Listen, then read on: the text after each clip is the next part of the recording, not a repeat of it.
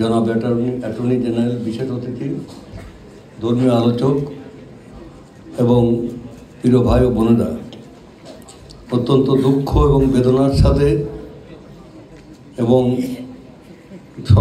বলতে চাই যে আমাদের বারের একজন আমাদেরই সহকর্মী সাইফুল ইসলাম আহমেদ, তাকে নির্মমভাবে তাকে হত্যা করা হয়েছে।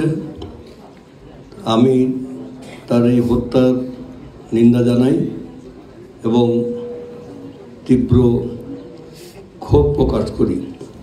একই সাথে তার বিদেহী আত্মার মাগফিরাত কামনা করে আমি আমার তরফ থেকে, আমাদের বারের তরফ থেকে গভীর শোক প্রকাশ করছি এবং শোক সন্তপ্ত পরিবারের প্রতি আমাদের সহানুভূতি জানাচ্ছি।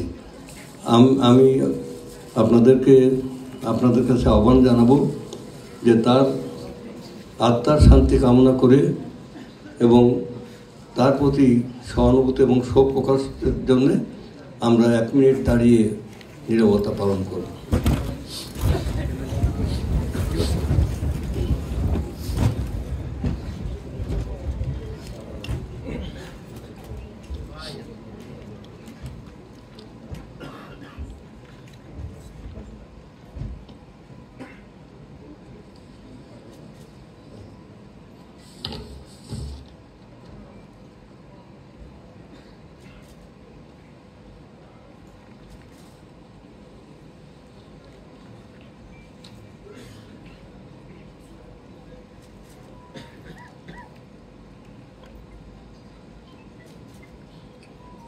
এক মিনিট শেষ হয়েছে।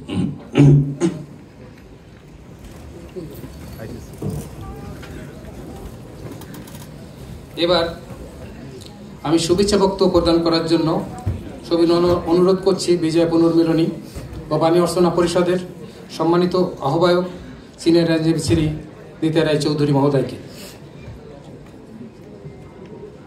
মাননীয় প্রধান বিচারপতি, আজকের অনুষ্ঠানের সম্মানিত প্রধান অতিথি,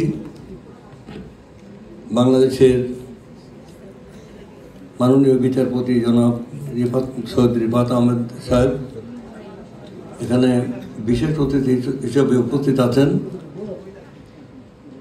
মাননীয় অ্যাটর্নি জেনারেল, বাংলাদেশের অ্যাটর্নি জেনারেল জনাব অ্যাডভোকেট আসাদুজ্জামান, ধর্মীয় আলোচক হিসেবে উপস্থিত আছেন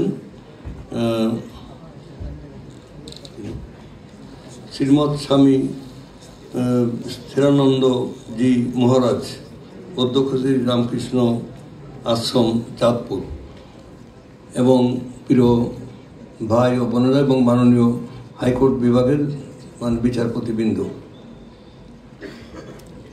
আমি আজকে আনন্দের সাথে বলতে চাই যে আমরা একটি নতুন প্রেক্ষাপটে গত 5ই আগস্ট এদেশে যে ছাত্র জনতার অসীম আত্মত্যাগের মাঝ দিয়ে, তাদের জীবনদানের মাঝ দিয়ে একটা ব্যবস্থার পরিবর্তন হয়েছে, যে ব্যবস্থার মাঝে কোনো গণতন্ত্র ছিল না, এখানে স্বৈর শাসন ছিল, বল প্রয়োগের শাসন ছিল, ফ্যাসিজম ছিল।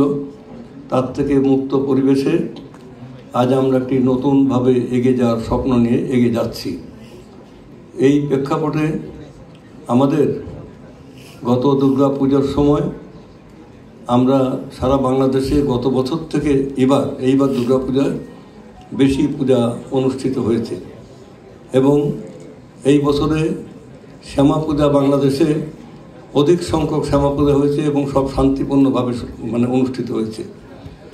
আমাদের মাগুরাতে একটি বিখ্যাত কাত্যায়নী পূজার উৎসব হয়, অনেকগুলো মন্দির হয় এবং বিখ্যাত কাত্যায়নী পূজা সারা বাংলাদেশ থেকে, পৃথিবীর থেকে বিভিন্ন অঞ্চল থেকে সেখানে আসে।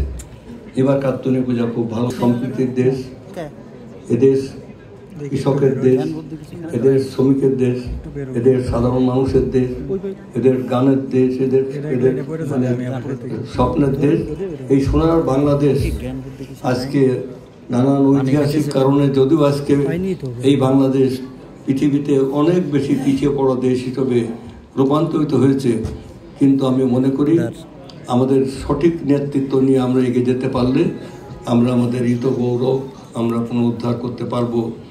একসময় যেমন সারা পৃথিবীর মানুষ তার ভাগ্য অন্বেষণে জন্য বাংলায় আসতো, একসময় যেমন ইবনে বতুতা বলেছিলেন যে এ দেশে প্রবেশের 1000টি দরজা আছে কিন্তু বেরোনোর কোনো পথ নাই। হিউয়েন-সাং এক সময় চীন দেশের সমস্ত জ্ঞান বিজ্ঞান শিক্ষা করে অধিক জ্ঞান কোথায় গিয়ে অন্বেষণ করা যায় তাকে বললো তুমি বাংলায় যাও। সেই বাংলা আজকে এই অবস্থার থেকে আমরা নতুনভাবে আমরা এগিয়ে নিতে চাই। আমরা আমাদের যাত্রাভিমান নিয়ে, আমরা আমাদের স্বপ্ন আকাঙ্ক্ষা নিয়ে আগামী দিনের জন্য আমরা নতুন বাংলাদেশ গড়তে চাই। আজকে পূজা পুনর্মিলনী অনুষ্ঠান প্রত্যেক বছর হয়। এবার যখন আমাকে সবাই বললেন যে আপনি দায়িত্ব নিয়ে পূজা পুনর্মিলনী, আমি দ্বিধাহীনভাবে দায়িত্ব নিয়ে আজকে সুন্দরভাবে অনুষ্ঠান হচ্ছে। সবচেয়ে আনন্দিত যে আজকে মাননীয় বিচারপতিগণ এবং বাংলাদেশের প্রধান বিচারপতি এখানে এসেছেন।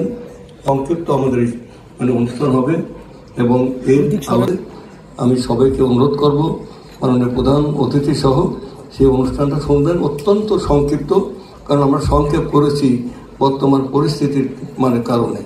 আমি সবাইকে স্বাগত জানিয়ে আমার বক্তব্য শেষ করছি। বাংলাদেশ জিন্দাবাদ।